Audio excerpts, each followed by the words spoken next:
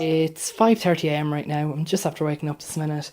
I'm still a little bit tired, but I have about an hour or so to get ready before I have to make my way down to the bus. I'm going to run in and get a really quick shower, and then I'm going to get dressed and grab some breakfast. I'm all packed up for the day right now, so I'm just going to head downstairs, grab something light to eat, because my stomach does be really sick in the mornings actually, and then I'll be on my way. My name is Dooley, and as you may have guessed by now, every day I commute from Carlow to Ballyfermot for college. It's a 3-hour commute in total, and that's if the traffic isn't heavy. Every day I meet the same people and I see the same things. People often ask me how I do it, and I simply tell them it's just a part of life for me now, just like waking up in the morning. I want to find out how commuting has changed over the years and what effect it has on regular commuters. Is commuting these days easier because of the technology we have at our fingertips? I'm on a quest to find out. But first, I want to find out just how many people brace themselves for a lengthy journey every day. I spoke to Conor Faulkner, Director of Consumer Affairs at AA Ireland, about just that. Well, there's about 2 million Irish registered cars, private cars on the road. There's about 2.5 million licensed drivers. Of those cars, how many are commuters? Well, it's a little bit difficult to say. In Dublin City, for example, in the city centre area, it's approximately 300,000. Now, in 2019, commuting traffic is back. In terms of the commute, it's back, but it is slightly changed. In the case of Dublin City, the city centre is not as bad as it used to be because public transport has improved and infrastructure has improved. But places like the M50, for example, has a higher volume of daily traffic than it has ever had before, even at the height of the Tiger boom. I spoke to Edgar Morganroth, Professor of Economics at DCU Business School, who conducted research on commuting back in the early 2000s, to ask him what commuting was really like back then. In 2002, there was already quite a bit of pressure, particularly in Dublin, in terms of commuter numbers. But since then, even though we had a concern at that point, 2002, since then the commuter numbers have grown significantly as the population has grown and the economy of Greater Dublin region has grown significantly. What sort of a breakdown was there in terms of transport modes then? Longer commutes were almost entirely done by car, and that is still the case. But shorter commutes within Dublin often use sustainable modes like the bus or walking. What were travel distances like back then? So now we have a lot more motorways, better infrastructure. Were they longer back then? No, they weren't. On average a little bit shorter than right now, but at that point there were already people travelling 100 kilometres or more, but on much worse roads. But the level of traffic was less, so the congestion wasn't so bad, and average speeds haven't changed all that much, even though that the infrastructure has improved. Wilson Ty is a second-year student who commutes from Carlow to Dublin for college.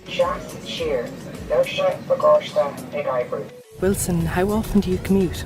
I commute 4 days out of the 7 that I have to go to college from Monday to Thursday. I commute because the student accommodation in Dublin is really expensive. Commuting from Carlow a month is €200, whilst living in Dublin is $600 a month, which is triple the figure that I have to be paying. How long have you been commuting for, Wilson? I've been commuting since September 2017, a year and a half basically. I commute to Dublin City on O'Connell Street from Carlow Town. If I have 9 a.m. lectures, I have to take the 20 to 7 bus, and then it takes me usually 2 hours because it's during rush hour time, and around an hour and a half on the other mornings. Shauna McHugh is a third-year student who commutes from Kilkenny to Galway for college.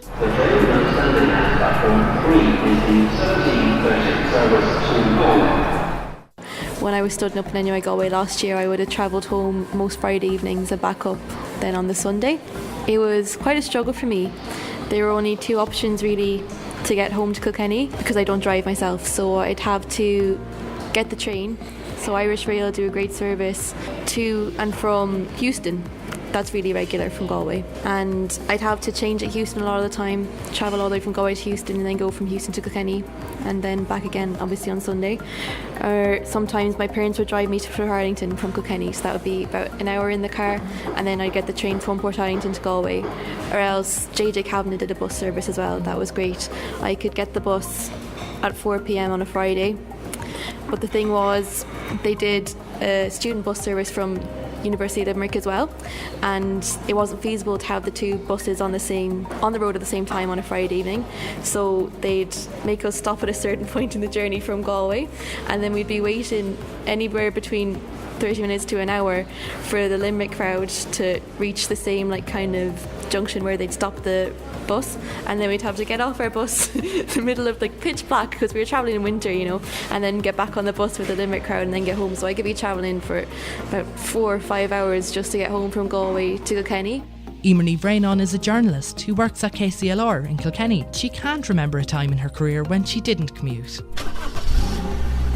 You're no stranger to the experience of commuting yourself. Tell me about when you actually started commuting full time then. I have a busy job. I'm a journalist, so I'm always on the go and trying to get from A to B. It's funny actually, I should mention that we're doing this interview while I'm on my commute.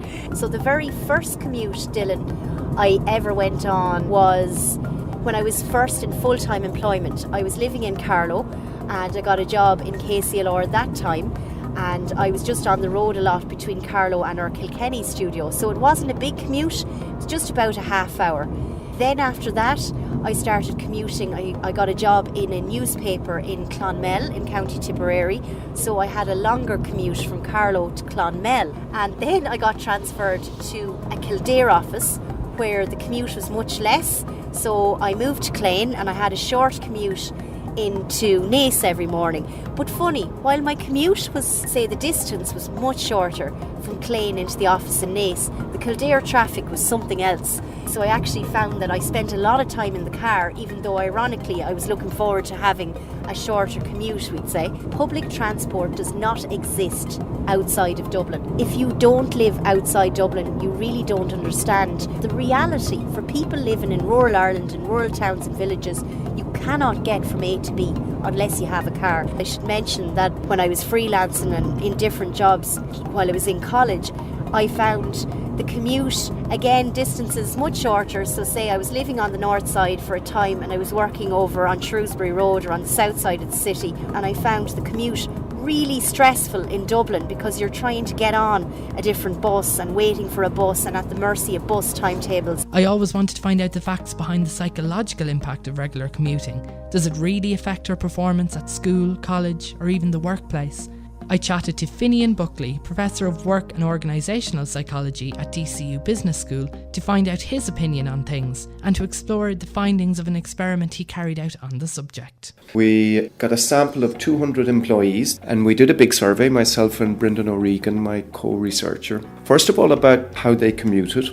We had those who commuted by train or dart. We had those who commuted by car, walking, and those who commuted by bus. We asked them then whether their commute stressed them, and really what we got is a response that said over 80% of those who commuted each morning felt stressed at the end of the commute. Of the 4 different commute types, those who commuted by train and dart, they were our number one most stressed group. They said primarily it was that the dart and the trains are just crowded in the morning at commute time, and they found this really, really uncomfortable. The cramped conditions were just too much, and no matter how positively they thought about it, they walked into work in a negative mood. The result was pretty similar for the bus commuters, although they weren't as stressed as the train and dart commuters. And what surprised us was the car commuters came in third. Now they were still stressed, but just not as much as the train and bus commuters. We can see that commuting now is very different compared to what it was like in the past. Something else that has changed as a result of the development of modern technology is what people do to keep themselves amused during their commute. I asked Wilson and Sean what they do to keep themselves occupied during their commute. I listen to music, look out the window, but sometimes if it's something important coming up, Like college work? college work, yeah, like a presentation, an in-class test, or even a test in general, I look over the notes just before I get to my destination. What is it like studying on a bus? Studying on a bus, it's not quite. I'd still take notes in, but it's not as easy to study as at home or in the library because of all the noise and the scenes going outside.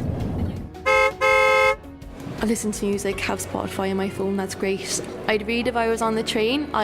For some reason, it doesn't affect me as much on the train, but on the bus, I do get a bit travel sickness. I wouldn't really like to read. I find that agitates it a bit. I know that happens to a lot of other people I know as well. Just apps on the phone, like Sudoku, stuff like that. And what about college assignments? You get to do college work or?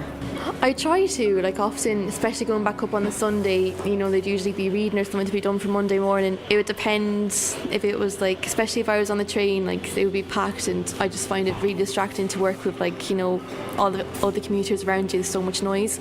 So it wouldn't really be for me.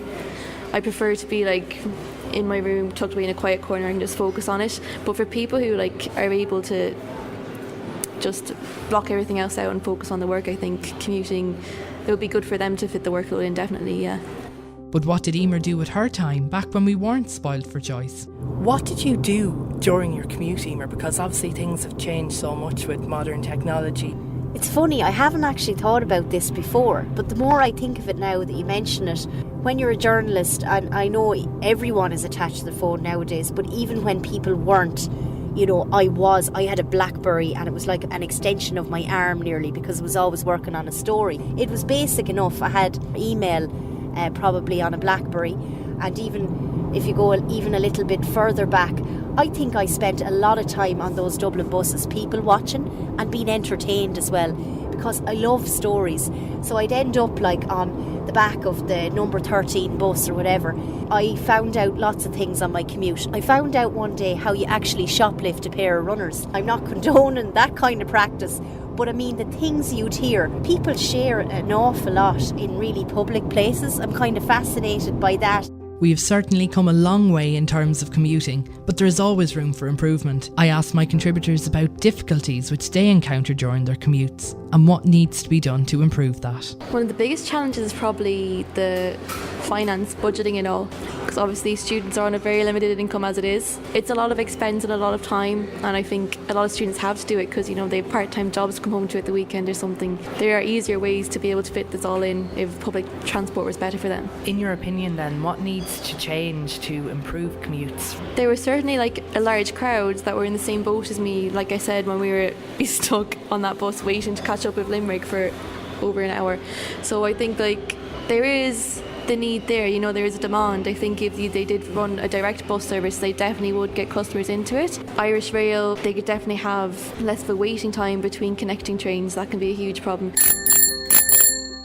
I think the roadworks of the N7 has been dragging on way too long. There's 2 lanes and they're making a 3rd lane for each side, but that 3rd lane has been going on for over a year now, which is pretty ridiculous. How long has your journey been increased by each day? The shortest time would be 10 minutes, but the longest time could be 30 minutes. My last 2 weeks for the 9 a.m. lectures, I've arrived very late. I've arrived at 9:30 because of the traffic on a motorway. How do your lecturers react to you turning up late then? Well, my lecturer is actually really nice, so he doesn't really mind, but it's just not an ethical kind of thing to do. And does it cause stress? Kind of cause stress, because as I said, it's not based on my morale. Emer, would you trust driverless buses? I think I would trust them. I probably don't right now, but I think in the future we're going to see a lot more of that, and the technology is going to improve and it's going to get safer. It'll probably be safer than having a human at the wheel.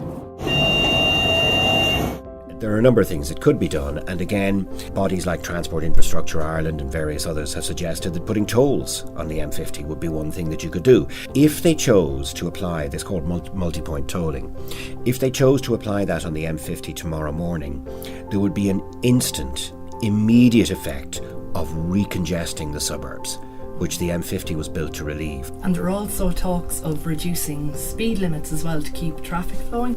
This is the notion that a variable speed limit will be applied on the M50. But if we change the law, we can bring in regulation by sign.